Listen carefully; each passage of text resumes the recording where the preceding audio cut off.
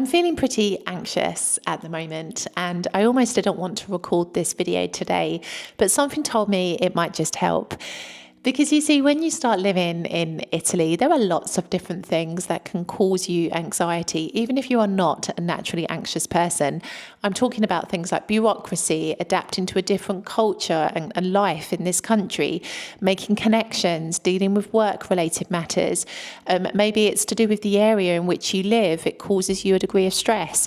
Like, there are lots of different things that can trigger your anxiety levels.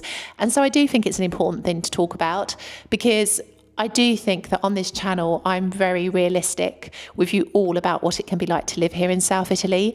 And anxiety can be something that you may end up facing, or you might already move with. So I do think it's important to remember these tools and techniques that are currently helping me deal with my anxiety.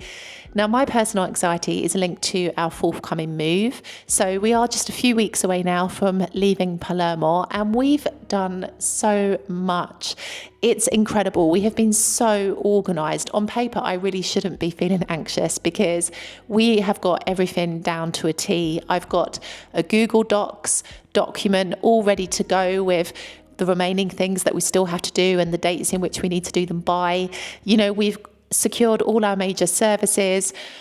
I feel really good in that sense, but there is a part of me that always feels like I should be doing more.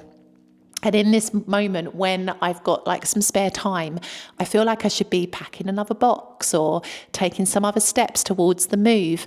I'm very hard on myself in that sense, which doesn't help with my anxiety. And also, there's a huge part of me that just feels like I'm in limbo at the moment. We've been talking about this move since January, and I just want to do it now. I think, you can talk about something and take little steps towards it for so long, but at some point you've just got to make it happen. And so there is a little bit of impatience kicking in there as well, I think, which is kind of adding to my levels of anxiety. But you see, there are some things that have really been helping me in this time. And the first thing is to get everything out of my head and onto paper. So one of the big stresses for me was that I was trying to mentally remember everything that we needed to do. And it just felt like my head was full up and I couldn't process anything else. And so I created this Google Docs document with literally everything that I was thinking about, broke it down into subcategories, and with dates as well as to some of the things that we have to do in March.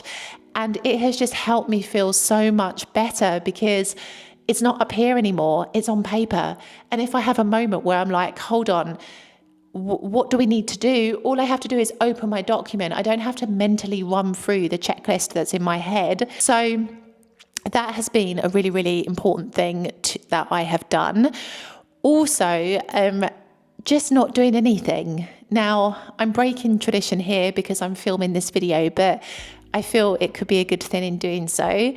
But normally when I feel anxious, I find it better to stop. It's not the moment to push through. It's not the moment to do some work on something. It's the moment to actually stop. Because when you feel in that state of anxiety, your energy is this mishmash. It's very chaotic.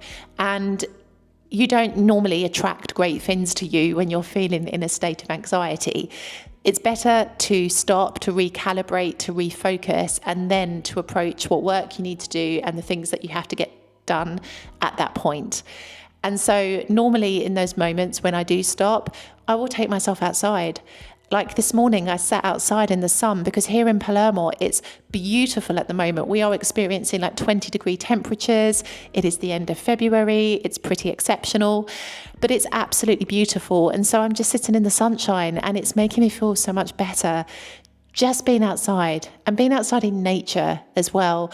There is something about looking at the sea or watching the birds flying in the sky, being surrounded by greenery, something like that really does help you to feel better. It just grounds you into life a bit more, and it just helps you to feel a bit more settled.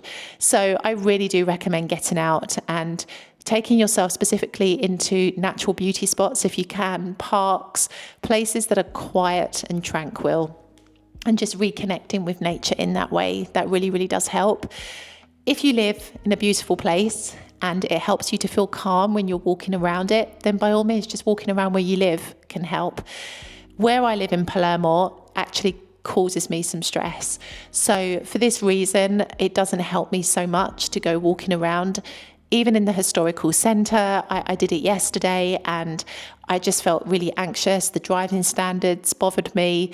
Other people's behaviour bothered me. Like, people can just be so uncouth sometimes, like spitting and gobbing on the floor, and just things like this bothered me. And also just seeing like the poverty, like the people begging for money, homelessness, all of this bothered me, because this is the heavy side of Palermo that a lot of people don't talk about. A lot of people gloss over. They prefer to speak about the beaches and about, you know, the street food and all the amazing things you can do, which, yes, Palermo is exceptional for all of those things. But there is a heavy side and a dark side to Palermo as well, which not many people talk about, but I do, because I think if you plan to move here, you must know what all aspects of life are like here.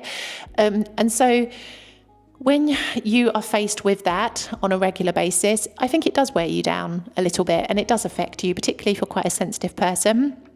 So choose where you go carefully if you're feeling a bit anxious, because some places will be more triggering than relaxing in that sense. I also like to read. This morning I read, well, I'm in the last section now of Mel Robbins' Let Them book. It's taken me longer to read than I initially thought because I've been so distracted with this move, but we're getting there. We're in the last part of the book now, and it's exceptional. It's a great book. And so I enjoyed reading that in the sunshine this morning. Reading just helps to focus you a little bit. It takes your mind off whatever is causing you anxiety, and it helps you to put it into a different place. Whether you're reading a fiction book, a non-fiction book, your focus is taken elsewhere, and that can really help you to feel calm. Another thing I would say is to stay in your own lane. Oh my goodness, like, a lot of the anxiety I have felt living here in Italy has been because I've strayed off my own path and I've become distracted by what other people are doing or the progress that other people are making. And I forget that that is one of the worst things that you could ever do. Like, you know, if you want to really beat up on yourself, go look on YouTube and see how many people can speak like 9 languages, or how quickly somebody has learned Italian. Like, that's going to be the surefire way to make yourself feel rubbish if you're struggling to learn the language. Have a look on YouTube and see all the glamorous, glitzy lives that some people live here in Italy. That's a surefire way to make yourself feel really, really inferior if your life doesn't look anything like that here. So, you know, social media, the internet provides many examples of people who on the surface seem to be living a perfect life or seem to have their act together. But, you know, I'm always very cynical. I always believe that only tells you half of the story. But I do believe that you must remember to stay in your own lane, because we are not wired in the same way as humans. We are all unique individuals, which means that what I achieve may not be what you achieve. And if you do achieve it, it may not be, you know, in the same amount of time that I did. Like, it is this. And yet we look outside of ourselves at what everybody else is doing, and we line ourselves up against them and almost compete in this invisible competition to be the same as them or better than them. It's really, really unhealthy for the first part of it, but also it's extremely triggering if you suffer from anxiety. And so stay in your own path. You are exactly where you are meant to be.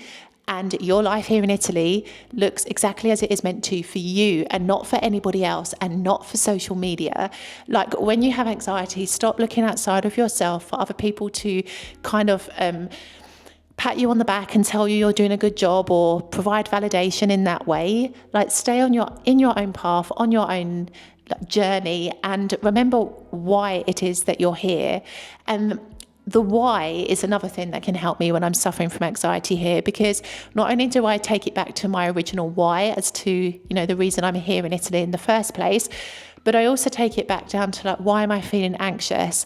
And I will keep asking myself why. I'll give myself an answer. Okay, and why, and why, and why. And usually I arrive at the core root of what it is that is really bothering me. And that can help in what I do next to make myself feel better. I think as well, surrounding yourself with the right people is super important when you're suffering from anxiety, because some people are triggers. Some people just say the things that bother you and behave in particular ways that really rub you up the wrong way. And this is not good when you are suffering from anxiety. It doesn't help you at all. So in those moments, you need to seek out connections with like-minded people, people who get what it is that you're experiencing, understand what it means to live here in Italy, understand what it means to go through all the trials and tribulations that life here can bring, because it isn't always rosy and a fairy tale. And you can seek those people out through online expat communities or through in-presence ones if they have them in your area.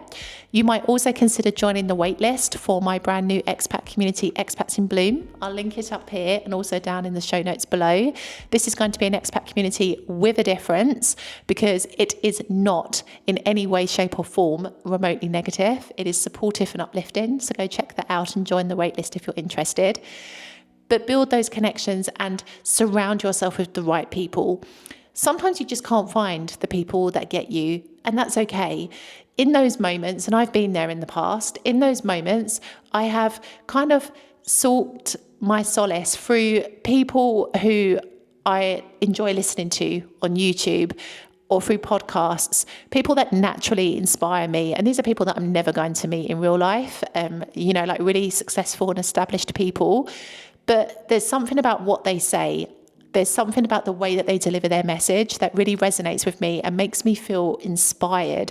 And so sometimes just listening to people like that can be enough when you're in an anxious state to help you to see things differently. And then over time, as you build your in-presence and online connections through expat communities, you'll also have other people that you can physically reach out to and talk to. But this is it. I think a lot of what we have to remember when we are feeling anxious is that we have more control over our anxiety than we realise. A lot of people will write things off and say, well, I feel anxious, as if they don't have to take any responsibility for how they feel and in what they can do to make themselves feel better. But we all need to take a level of responsibility, and we can all find something that we can do to improve our situation. If you find, for example, that you don't enjoy where you're living anymore, then maybe it's time to reconsider where you live and to find somewhere new to move to. If you find that you are not making connections, that's when you need to be looking to online communities and expat groups to form those connections. If you find that you are not enjoying life here in Italy, then maybe this is no longer the best decision for you. But it's being honest with yourself in that way. I think that can really help you manage levels of anxiety, because sometimes we try to bury it. We don't like to openly talk about how we feel. But actually, I think it's one of the worst things you can do. You need to be honest and open about your feelings at all times. It's not always rosy to be an expat living here in Italy. It can be really challenging sometimes. And as much as people might not appreciate reality that I serve, I think it's one of the most important things that I can share with you. So I hope this video has helped in a way. I actually feel a lot better just through talking about how I'm feeling in this moment. And I'll see you in the next video.